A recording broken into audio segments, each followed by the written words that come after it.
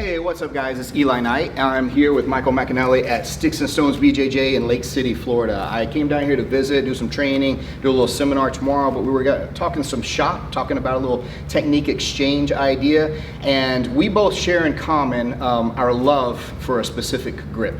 And he actually showed me some stuff on this grip and some like options and everything that he's going to show you right now that I learned a lot from it. So we're going to share that with you on my channel. If you want to see my take on it too, go over to his channel over at Sticks and Stones BJJ on YouTube. Mm-hmm. So yeah, and make sure you follow him and everything too. So anyway, tell him about this grip here.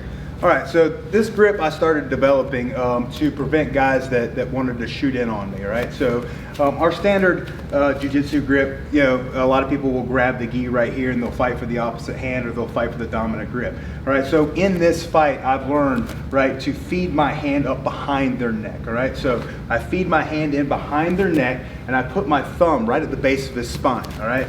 This grip right here is very hard to strip off, right? And it also controls distance and posture, okay? So he can't shoot or come any closer to me than I allow him because I'm taking my elbow, I'm dropping it into the chest area and controlling the distance, okay? So optimally, what I've been using this grip for is I want to control this grip and on the opposite side arm. Most of the time, I'm trying to get this sleeve. So a lot of times they'll grab here, I can strip that thing off and I can get control of this sleeve.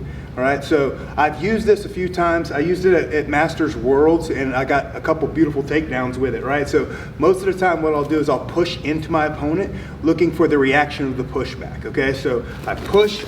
When I feel that push back, I turn my body using all the force of my elbow and my arm. So I push, feel the pushback, and I'm able to turn and immediately take side control, attack the arm from there.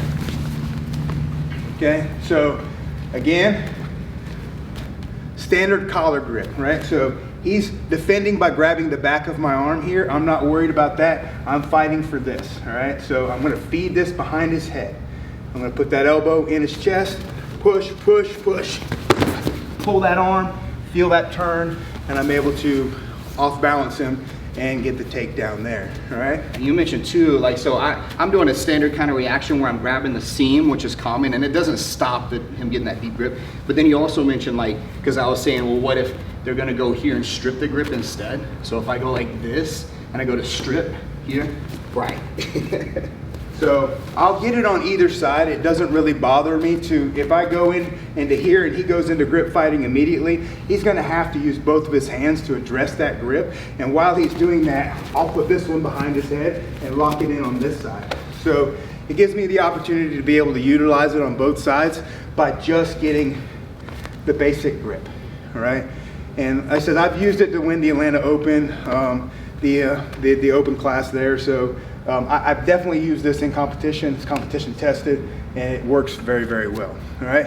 So I'm gonna show you guys a little bit of a variation on it where you can actually, a lot of guys are very, very good with their base, okay? So I've achieved my grip, right? But I'm not getting the turn. He's got a good base. He's stepping out every single time. So what I want to do is I want to get him to step forward, all right? So if I get him to step forward, right, with the foot that's closest to me here, that's what I'm looking for there. Now I'm gonna pick up the foot, right?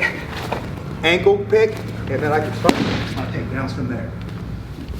Okay, so again, one more time, this is gonna depend upon footwork. So I've achieved my grip, right? I've got my cross-side grip here, but I don't even need to have this cross-side grip. So I could be playing push and pull with just this grip on its own, right? And I'm looking to make him step with that foot, pick that up, and then I can get my takedown from there.